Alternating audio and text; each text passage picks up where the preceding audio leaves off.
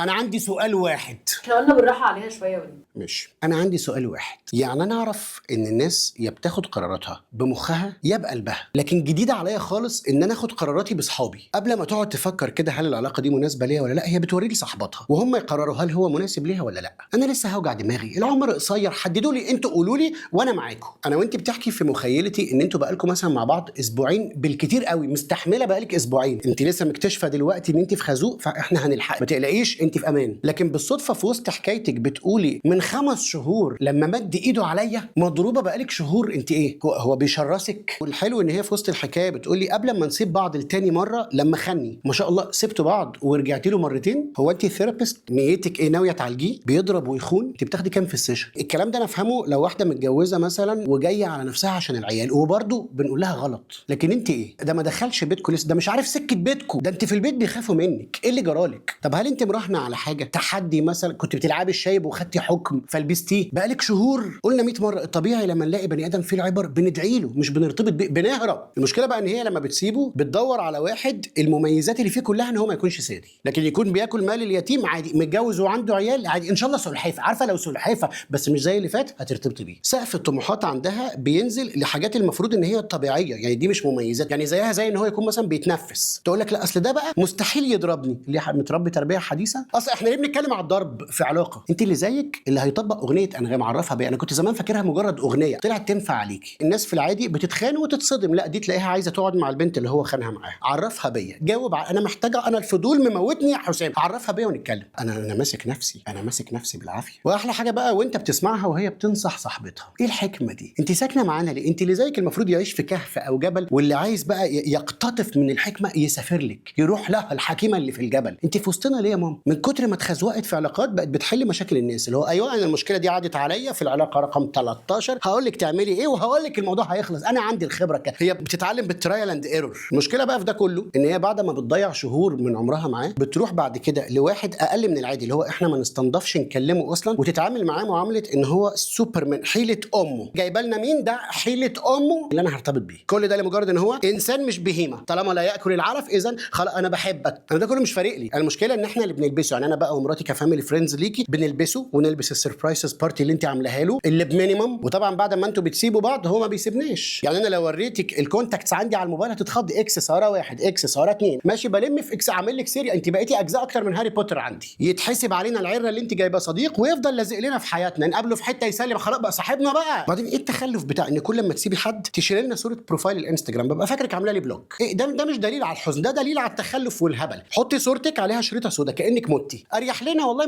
من العته ده. احنا بقينا كل يوم الصبح نفتح ايه ده شالت صورتها سابته، يلا ليه يا ماما هي ناقصه؟ فانا بس عايز اقول لك على حاجه، احنا في العلاقات مش بنتعلم عن طريق ترايل اند ايرور. احنا بنخش العلاقه احنا جاهزين، نشوف هل انت جاهز، هل انا ريباوند، هل انت انت كلب ريباوند، لا انت مش كلب ريباوند. بنعرف اهله، بنشوفه مناسب، بناخد ناس شبهنا، بنعيش حياه طبيعيه. ما نروحش بقى نفتح صفيحه الزباله نلم اكسات ونقعد نجرب في الاخر كله بنلبسه احنا. انا مش فارق والله العظيم، ما انت فارقالي ليك حاجه، انا هي بس عشان مهدياني عليكي والله العظيم. شكرا. عشان خاطرك.